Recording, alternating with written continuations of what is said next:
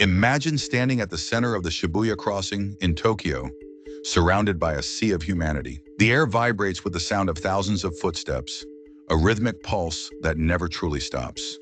This is the modern megacity, a phenomenon that defines our current civilization more than any other structure on Earth. But to understand the sheer magnitude of this gathering, we must first look back to a quieter time. For 99% of human history, our ancestors lived in small, wandering bands. Even when agriculture took hold, true cities were rare, fragile, and incredibly deadly. Ancient Rome was the first to touch the sky, reaching 1 million inhabitants at the height of its power. Yet this number was a hard ceiling that nature seemingly refused to let humanity break. Without modern sanitation, disease ran rampant, keeping death rates nearly as high as birth rates. Furthermore, feeding 1 million people required a logistical empire that was nearly impossible to maintain with horse and cart.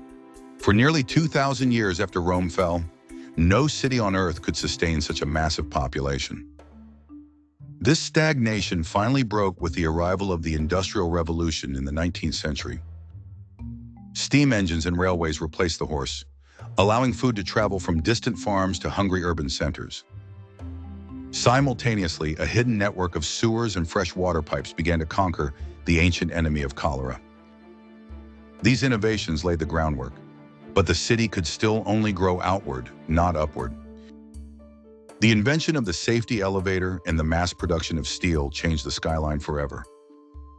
Suddenly, architects were able to stack families and businesses on top of one another, increasing density exponentially. By the early 20th century, New York and London were exploding in size, yet they were still not true megacities. The threshold for a megacity is 10 million people living in a single continuous urban area.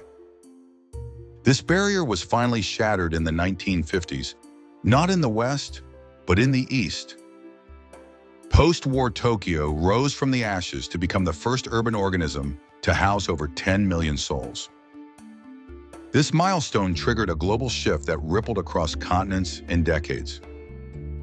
As the 20th century progressed, the epicenter of urbanization moved from the wealthy West to the developing South. Farmers left their fields in unprecedented numbers, drawn by the magnetic promise of industrial jobs and a better life. Today, the list of megacities is dominated by names like Delhi, Shanghai, São Paulo, and Lagos. In these massive centers, the population density creates challenges that ancient planners could never have imagined. Consider the logistics required to feed 20 million people in Mexico City every single day. Thousands of trucks must navigate a labyrinth of concrete to deliver tons of produce before the sun rises. Meanwhile, a vast invisible metabolism processes the waste of millions, preventing the city from choking on itself. Demographers define these zones not just by size, but by their economic gravity. A single megacity often generates more wealth than entire nations, acting as a powerful engine for the global economy. However, this concentration of humanity brings deep invisible fractures in the social fabric. In cities like Mumbai, gleaming luxury skyscrapers cast long shadows over sprawling, informal settlements. Here, millions survive in the spaces between the formal economy, creating a city within a city. Yet, despite the overcrowding and the pollution, the migration continues without pause. People are social creatures, and the megacity is the ultimate expression of our desire to connect. Looking forward, we are now witnessing the birth of the gigacity, regions that will house over 50 million people. China is currently knitting together several cities into the Pearl River Delta, creating an urban expanse of nearly 80 million. This scale forces us to rethink everything from governance to the very definition of a community. The megacity is a chaotic, vibrant, and overwhelming testament to human adaptability. It is a machine made of people, a hive that hums with the collective ambition of millions. As we move deeper into this urban century, the question is no longer if we can build these giants.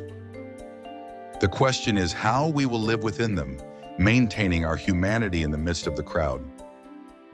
Ultimately, the story of the megacity is the story of us, huddled together against the dark, on a scale the world has never seen.